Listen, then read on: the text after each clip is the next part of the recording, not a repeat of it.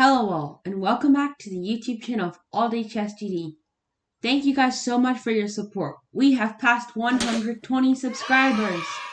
Our next goal is 150, and we'll keep getting there. Let's see if we can get there before May. It would really mean a lot. Today we're going to go back to our endgame series, and we're going to learn how to do the king and queen checkmate. Perhaps the most efficient checkmate and the one you need to know. All chess grandmasters, all chess players need to know this checkmate, the most fundamental checkmate of all time. Right, guys? So let's get straight away into the video.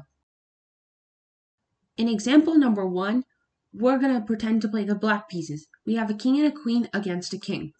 So we need to try and figure out how to checkmate. It's not very hard, though it can be tricky. There's multiple methods to do it, but I prefer the gaining the file method or gaining the rank. So what you have to do is the king is on the second rank, right? And currently it can basically go anywhere. It can go, well, it can't come to this square, but it can go to most of the others, and then it also can't come to this square because of the queen. So now we want to restrict the king and give him a tighter box. So we want to make it smaller and smaller so they don't have much space at all. So the first move that we play is queen to c3. We play this because now the king can't come anywhere on this rank. So the king has to stay on rank number 2 or rank number 1, which then makes it easier because now the king will be cornered. So then let's say they move. So now we can, if we want to continue the gain the file method, we bring our king up. The reason we bring our king up is we can't make them go any more back, because now if we try and play here or something, they can just come back up. And then we've let them loose on the third rank again, which we do not want. So instead what we have to do here is we bring our king up. So now if they continue to stay on the second rank, we can give a check, a very powerful check since our king protects the queen. And then their king has to move back somewhere. And then we can continue gaining the rank and play over here. We don't want to play queen to d2 because we just blunder our queen and it's a draw. So we play queen to f2. And then since the king has to stay on the first rank, he moves over here. And then we slowly bring our king in. And then we keep bringing our king in. And then we bring our king here. So now it's a mate in 1 because as soon as they move here, we can checkmate them. But be careful, because if they move here or something, and you play here, for example, trying to get into even smaller box, and then they play here, then you move your queen here, this is a stalemate. The queen being a knight's position away from the king in the corner is going to be a stalemate. So that's bad. So instead, what we can play here is we can play queen to b2, which is a checkmate. So instead of that variation, back over here, when the king moves, instead of moving our king this way, I know I said when the king is in the corner and the queen's a knight's distance away, that it's a stalemate. But in the open board, when the king is not in the corner, it's a good strategy. You can just keep moving your queen a knight's distance away and always make it so that when you move your queen, if it were a knight, it would be checking the king. Think about it that way. Because now the queen makes this box even smaller. And then when the king moves somewhere, right, it's still a knight's distance away, so we don't need to do anything. As long as our queen is a knight's distance away, we're fine. So now we can just bring our king, and then they can move their, and then they'll move their king, and then we're still a knight's distance away, right? But now we can give a check. So we always want to bring our check idea in, so check, and then the king will move somewhere, right? And we're still a knight's distance away, but we can get even closer. So then we move over here, and we're a knight's distance away. King comes here, but before you move here and make it a knight's distance away, this is a stalemate in the corner. We don't want that to happen. So in the open board, we were going for this knight's distance away idea, right? By playing queen to d3, and when the king moves, we are going a knight's distance away. Actually, over here as well, you can go even better move by playing queen to c2, which is a knight's distance away. King moves, make it 1 over, 1 over, and see how our queen is still a knight's distance away from the king. It's very strong, and because our queen right now protects this. So basically, from over here, we were just shrinking the box smaller and smaller, so the king didn't have any place to go. But once the king comes to the corner, we have to bring in our own king so that we don't stalemate the opponent. And when we come over here, we can either play queen to h2 checkmate, or we can play queen to f1 checkmate, or we can play queen to g2 checkmate. Wow. Just make sure you don't play queen f2, which is a stalemate. Dog water. Now let's go into another example. In this example, we can see our queen's behind our king. But this should not be a problem for us because we can still deliver checkmate and quite easily. So in this one, we can use our gaining the file method. So a really good first move would either be queen to e1 or queen to h4. Why, you might be asking? Because queen to e1, so currently the king doesn't have a restriction.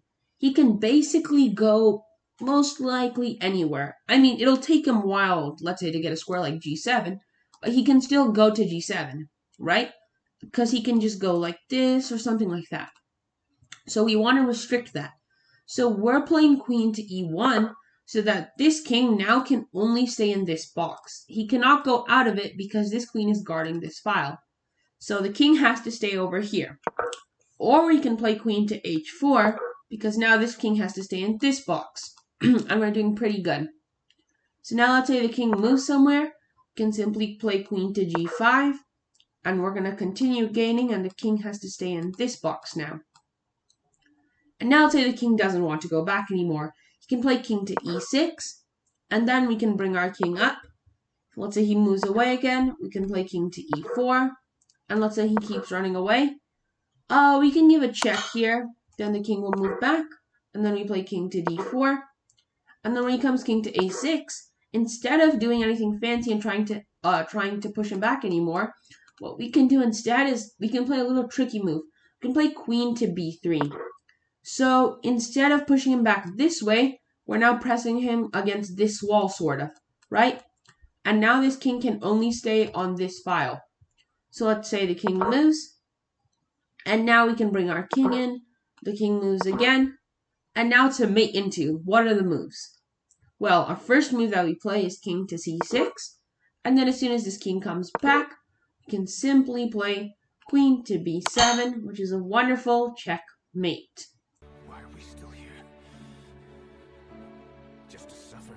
Okay, now let's go into the last example. So, I'll try to explain move by move this time and see if that helps you a little bit. So, for our first move, we want to get close to the king, but we want to gain the file. See, right now the king can move anywhere here, correct? So we want to limit his range of motion. So what we're going to play is we're going to play queen to f4. Oh wait, sorry, it's white's turn. So white will move somewhere, but still they can go to all of these squares, except for these two. But right now, the box is somewhat here, right? Because the queen controls this file, so the king can never come on this file. All of these squares, the king can never come on because the queen controls it, right? So now we want to be able to control these squares. So we can slowly get the king to a shorter and shorter area so he won't have many moves at all. So we're going to play queen to f4. Now you might be thinking, isn't this open now since the queen isn't on here? Well, yes and no. It is open, but the king cannot access there because now the queen has cut off this. And only when you cross this rank, you can come to this rank. So this is still technically blocked. So now the king will move somewhere. And now what we can do is we can either use the L method or we can use the bringing in king method. So this time we'll try and use the knight's method. So that means we want to move our queen so that it's a knight's distance away. So we can play queen to e4. Now the box is cut down to this, right? And the queen is a knight's distance away. So let's say the king moves back over here. Then we can either go here or here since they're both knight's distance away. Because if this was a knight, it would be attacking the king, right? So now what we can play is queen to c4. Now the box got even smaller. So now the king doesn't have many squares to go. It can either go to h3, it can go to A3, A1, or B1. So let's say they go to B1. Now we can continue this knight method, but an even faster move that I like is when the king is on the last file or the last rank, we can directly move our queen so that it's one rank or file away. So in this instance, we would make it one rank away. So we would play queen to E2. Now this king is only able to come on this last file. And now while the king moves, we can slowly bring up our king. The reason we bring up our king is because by itself, just a queen, you cannot checkmate a king. So we need the king support so that the king can protect the queen and the queen can attack this king, right? So now the king will move and then we move. Now when the king moves here, you don't want to go a knight's move away. You do not want to play queen c2 because it is stalemate. Instead, what we can do is we can bring up our king, they'll move their king, and we can move our king up. And now if they come here, we can checkmate them like this. And when they come over here, we can also checkmate them like this. Okay, guys, thank you so much for watching. If you need any clarity, any questions, be sure to post in the comment section below. I will address each and every one of you. And if you have any video ideas or anything you'd like, be sure to also put that in the comment section below. And thank you guys so much for getting the Discord to over 100 members. It's pretty awesome. So guys, that's all for me now. Thank you so much, and see you in the next video.